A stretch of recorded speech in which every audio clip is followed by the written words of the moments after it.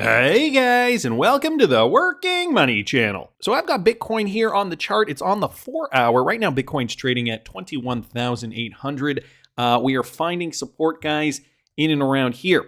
You know, it's nothing too exciting, just holding former resistance from back in mid-January, now forming new support. The price of Bitcoin between traders has stayed relatively steady over the last little while. We haven't really seen too much movement since that huge spike at the beginning of the year, January 2023.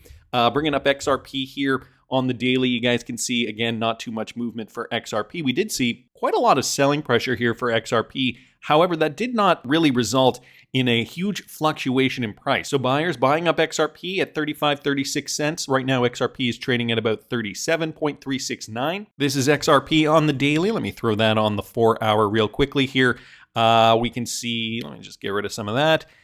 So it is forming some support in and around here. I mean, the rest of the crypto market generally moving in tandem. This is the total market cap here. And let me throw that on the daily, back on the daily. So again, a bit of a retracement after that huge pump that we saw back in January. Ultimately, we are at this wait and see moment. And I talked about this on the Bitcoin chart. Even if we come back down in this level of support for the total crypto market, that would be old resistance here, old support in and around here, and it wicked down back in here as well. Even if we did come back down to this level at around $845 billion for the crypto market cap, generally speaking, that would in fact denote a healthy correction, albeit quite a deep one, but no one ever said the crypto market wasn't volatile. So this is still just playing out, and it will likely play out very, very slowly. I happen to see this. This is kind of a departure from Wrath of Kahneman here, a heartfelt letter to the editor about XRP in Ontario's Spring Water News. Now, this is from Barrie, Ontario, Canada, from September 30th, 2021. And somebody wrote a letter to the editor. Dear editor, I've worked in the computer industry for over 30 years. During that time, I've seen a lot of technology come and go. So when I finally decided to investigate what crypto was and how it worked, I was not really surprised with what I found. So he talks a little bit about crypto. He basically said, he looked into a lot of these cryptocurrencies and he only found one that was worth investing in. He says only one of them made any sense at all. The rest just seem like scams. So I'm going to talk a little bit about a cryptocurrency called XRP. To me, it is the only one that I can understand. The only thing I knew when I started was that a friend of mine had an XRP account. So I downloaded an XRP wallet and asked him what to do next. He sent me 50 XRP with a message saying, don't say I never gave you anything. So there it is. I was in the crypto game. He says down here that he used XRP when he went on Kijiji, which is like a Craigslist type website. It did not take long to realize that I could spend my XRP there. He even found people that were accepting XRP on Kijiji back in 2021.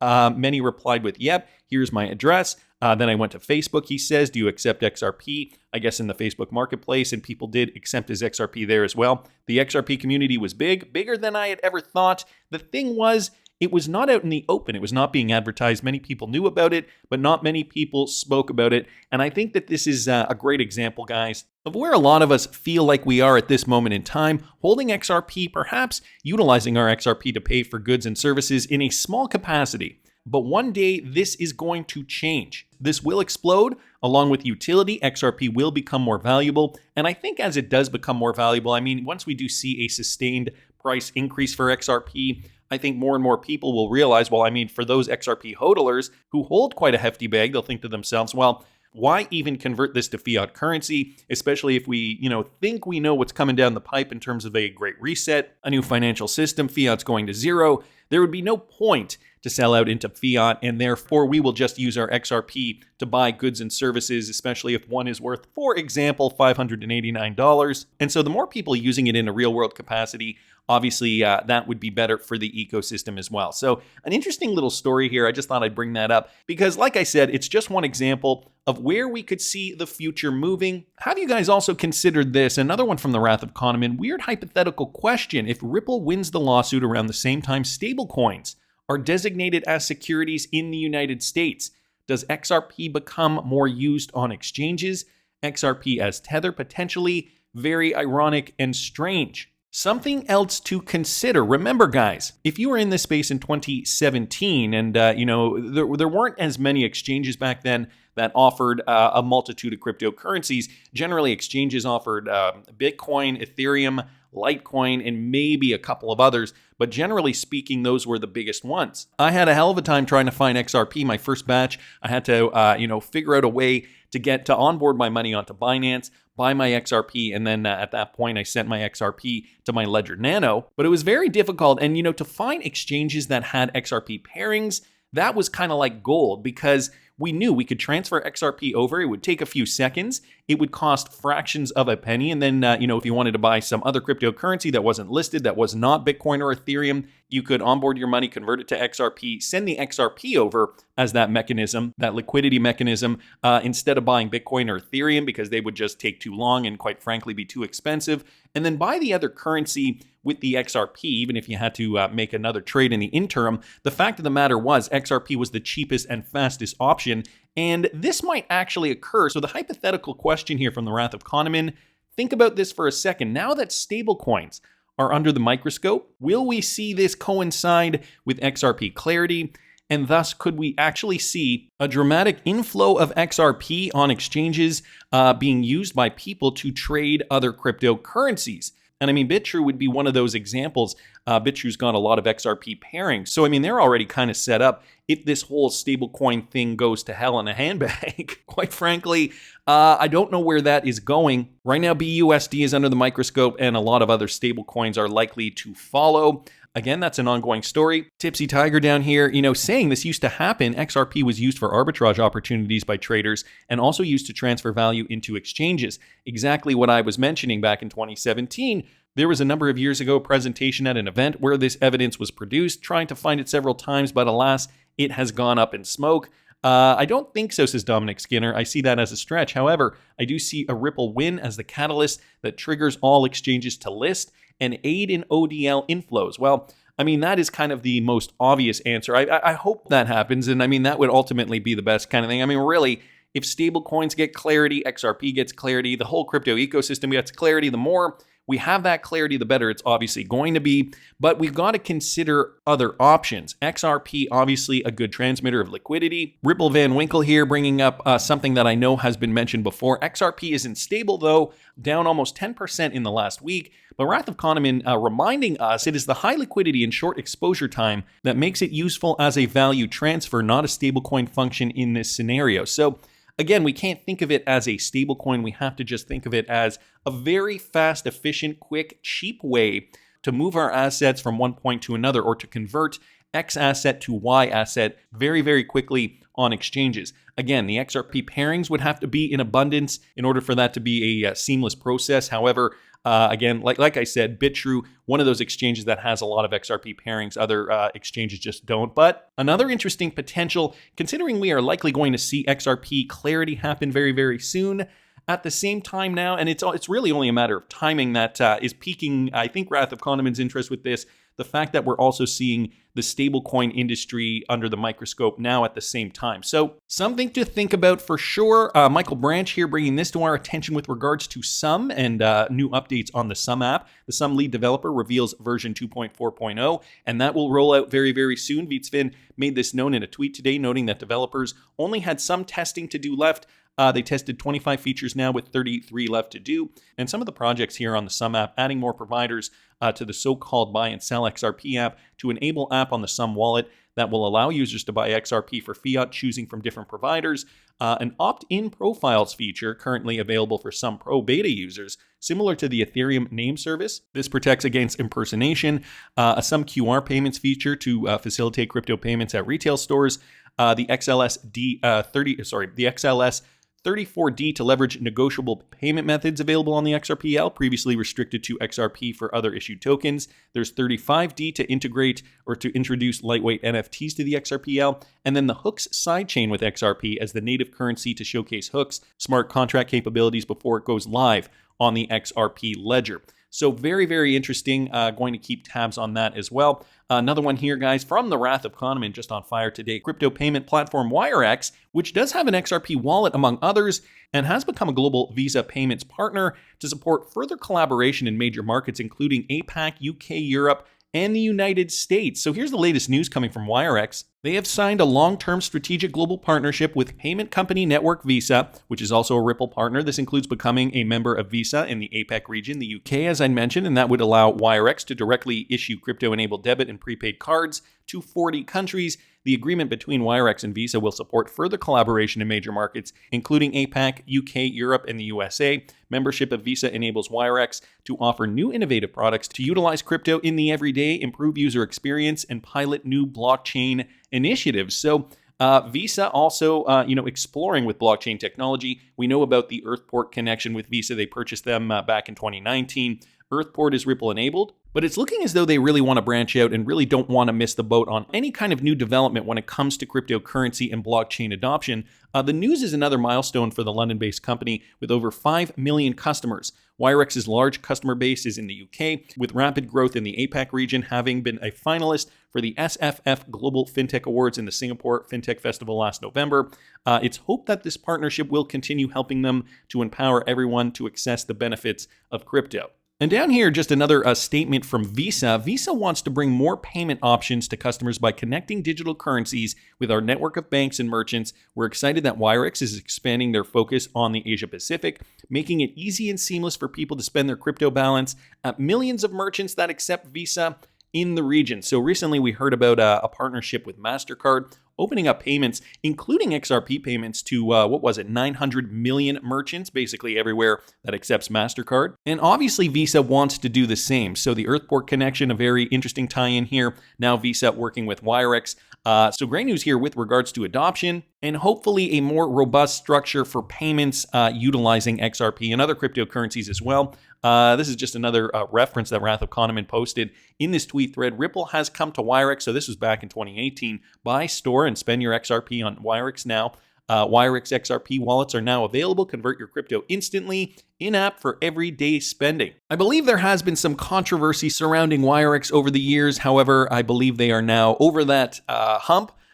From what I understand anyway. Wanted to thank the Wrath of Kahneman for posting that. I also happen to see this guy's from Tim at TimR64 here on Twitter. A Japanese firm has now listed XRP for crypto lending specifically. This has to do with the crypto firm FUELHASH. They're a Japanese crypto firm focused on encouraging crypto mining with renewable energy. And they've just announced their so-called crypto trading platform offering crypto lending services that now supports XRP. The firm made this press release yesterday, and the press release, guys, is linked here within this article, so I will link this in the description of the video if you're interested.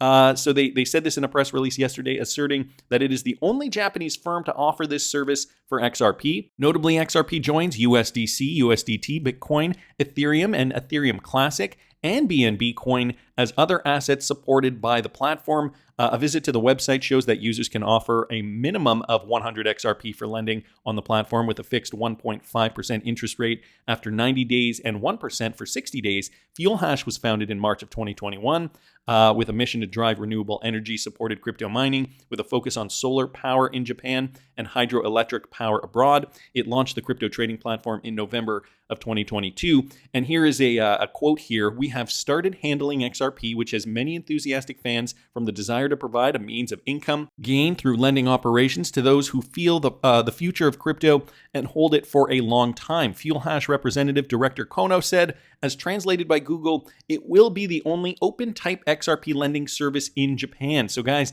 this is brand new for Japan. So I would be happy if you could start with a minimum deposit of about 100 XRP. We will continue to reflect customer feedback and update our services. So XRP lending happening in Japan. I wonder if this company is looking to expand to other countries. Again, the regulatory clarity will likely dictate where that goes in the future. But then again, I mean, we might have other companies in the United States, once we do see clarity, basically doing the same thing as some of these other innovative companies from around the world that already have clarity for XRP. We're basically going through a crypto storm right now, a tumultuous time in cryptocurrency. And nobody said that this was going to be easy. I think, a lot of us were hoping that, we could just kind of get the regulation done with so we can just kind of move on, business as usual. Unfortunately, it hasn't really worked out this way. The powers that be, and I'm almost thinking like these guys are really trying to make it even more difficult for us than we had anticipated. I don't think any of us were under the impression that they wanted us out this bad. I mean, I know they don't want us to get rich, but we're able to trade stocks on the stock market. It's all regulated. We can make money. We can choose to buy a stock at $1 and sell it at $100 and make 100x. But for this, I find this very unique. I find that there have been so many people that have entered the crypto space from the beginning that, so many people are kind of on that trajectory to make 1,000x, 2,000, 3,000, 5,000x gains. Governments are realizing that this is going to be a problem, right? If many of us have accumulated all this wealth. And so now I think they're trying to kind of look back and trying to retroactively try to find ways to squeeze this out, like the market tumbles, the FTX thing, which some are pointing to and suggesting that was rigged. Obviously, the continuous negative narratives, the Jim Cramers, everybody on mainstream media telling us to buy when the market's high and telling us to sell when the market's low, all that kind of thing. Anyway, thought that was interesting. Wanted to keep moving, guys. Another one here from Crypto Eddie Biden to name Federal Reserve Vice Chair Lael Brainard as his top economic advisor. Her crypto speech in July is digital assets positive with high guardrails. I don't know if you guys remember this from back in July, distinguishing responsible innovation from regulatory evasion. She's been very positive on cryptocurrency. Not only that, guys, some are assuming that she is very bullish on Ripple and XRP, and I've done some videos over the years demonstrating this. Continuing with Crypto Eddie's tweet here, with this new move by Biden, probably tomorrow, to put Lael Brainard in as his top economic advisor, and given she's quite in tune with crypto, could she be the Gary Gensler replacement, or is something else brewing? Very, very interesting. So here it is. Biden to name Fed's Lael Brainard as top economic advisor. From just yesterday, February the 13th, Brainard would replace White House National Economic Council Director Brian Deese, who has announced his resignation. In addition, Biden confidant Jared Bernstein is expected to replace Cecilia Rouse as chair of the Council of Economic Advisors, the source said. So essentially just stating Lael Brainard here would move into that position. Now, from a video I did about 8 months ago, this was back in May 2022. Listen to this. Yeah, the currency that is backed by the full faith and credit of the U.S. government naturally provides interoperability between different platforms. And so in that kind of a world, you'd still have a digital asset that would have the backing of the U.S. government and therefore would naturally be that kind of neutral settlement asset layer. And different stablecoins could then, have different attributes and be part of different ecosystems. So Lael Brainard here saying that there is going to be an intermediary digital asset that is going to be able to transact several different stablecoins, and it's going to be interoperable. So this is the new financial system that government, the Fed, realizing and now acknowledging and telling us is going to exist. And so we know FedNow, they plan on rolling out their applications, and they are already integrated with Volente or Volpay, which is already Ripple enabled. So I can see the connection. I can see where Lael Brainard is saying, look, this is what the technology is going to be. There's a settlement asset that we're going to be using to transfer all these stable coins. No wonder she's saying, a CBDC 5 years away. The technology just isn't here yet.